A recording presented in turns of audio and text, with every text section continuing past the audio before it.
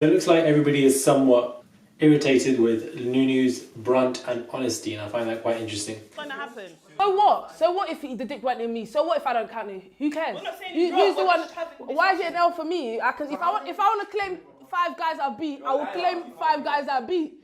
It's none of your business. Yeah, but why? I'm gonna claim the whole. Hey guys, it's Ron. I hope you guys are all doing well today. So we have a brand new episode of Bkchat, and they have a different style that they have adopted where they have 2 different topics in one episode. In my opinion, I'm not really a fan of that. I'd rather just have one episode per topic, which is simple, straightforward, and you can get more points and stretch out the topic even more so people are able to have their say when they can. So I'm not really a fan of 2 topics per episode, it just confuses me. And we have, to touch on the beginning of what I just said, Nunu is one to be very blunt, one to be honest, one to be one who owns the truth and what she does. Wait, No, but it's not, You're even, not it's gonna not claim about the me lying, it's about what I believe is my truth, and you ain't gonna know whether I fuck. I'm not gonna lie, I'm just sitting here and I'm just trying to work out if Nunu is good in bed or not. Like the whole time she's You're gonna talking know this whether I fuck 5 guys or 50 guys. How you? And really doesn't have that form of shame or, to think what someone might think of if she talks about what she does, and that can shock people.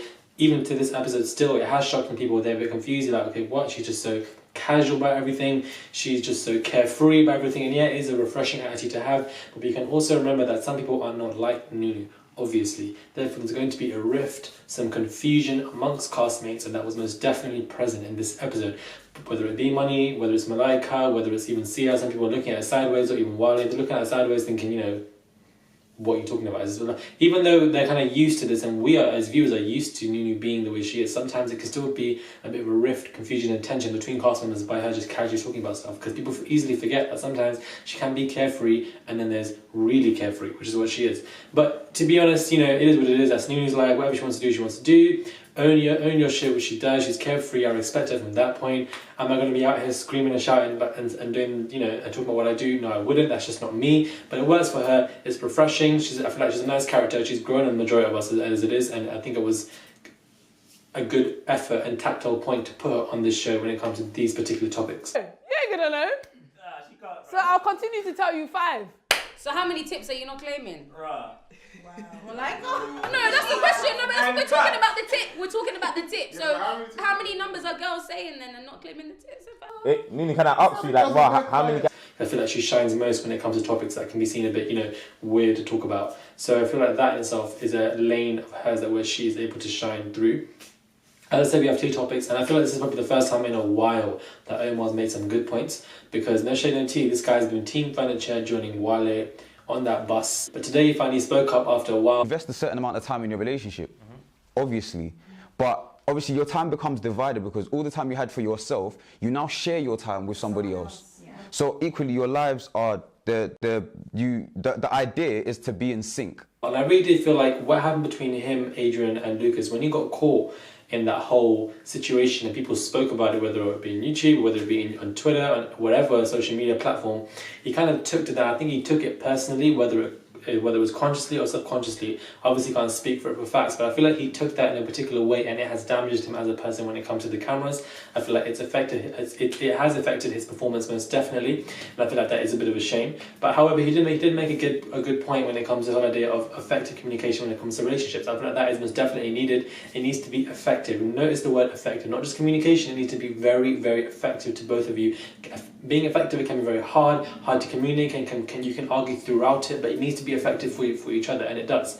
And Sia also made a great point where people think they are in love. They just think they are. It's as simple as that. People don't know that they're in love. They just think they are. They create this atmosphere, this bubble where there's perfectionism that they have created for their own standards, but that really isn't love. They think it is love, and therefore they can lose themselves further down. I did caught a little bit of shade thrown against Adrian, a bit of a tease from season 2 when Adrian was kind of sticking up for the girls, saying, girls want to be seen as heard, but when guys do it, throwing their STDs around and whatever, they're not seeing anything. And while they was, trying to throw eyes at the other guys for validation. Perspective, and I don't like that. It's really irritating because there's so.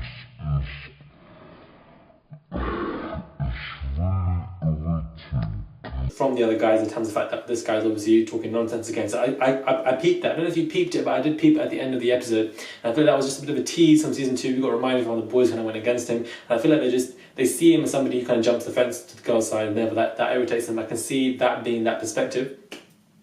And I find that quite interesting. And also, B Money made a good point when it comes to cultures, where some cultures, when it comes to the second topic. Some cultures aren't really, you know, they don't really count the whole body count, primarily white people, they would say, or some cultures would. It's a whole perspective that we see, and I feel like that was interesting. And when it comes to appearances, Riva was on fleek. Her makeup was, I don't know if you peeked it, but I was looking through the video, I was like, my girl is on fleek. The makeup is just, but you know, Sia, work needs to be done, I don't know, but I mentioned this before, but people didn't really understand it in the comments box.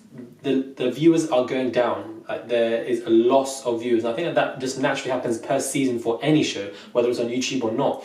But I feel like Bkchat New York really did some damage. I said it has, and it clearly has, because really and truly, I'm not interested in Bkchat London anymore. I can say that with my chest, I'm not interested anymore. The only reason why I'm watching it is because I'm actively reviewing it on my channel. And the only reason I'm talking about it now is mainly for my subscribers, because you guys know that I used to review it, and I used to love reviewing it. But now I just feel like, you know, oh, it's just another episode. Like, there's no thrill in me to, you know, sit down at a certain time, get some food and watch. I watched it this morning, but normally I would watch it in the evening and relax, but you know, I didn't really have any interest in watching it. I feel like if you look at the episodes, the season 2 is 500,000 views, season 1 500,000 to 1 million nearly, and season 3 there's under 500,000, like 300k. There's a loss between 100 and 150,000 viewers, and I would have definitely been one of those viewers that would have lost, simply because I'm just losing interest. I'm telling you now, as a viewer, I've lost interest in the show. But because I'm one of the people who was reviewing it prior, and I'm doing it for my subscribers mainly now, and I feel that they prefer me to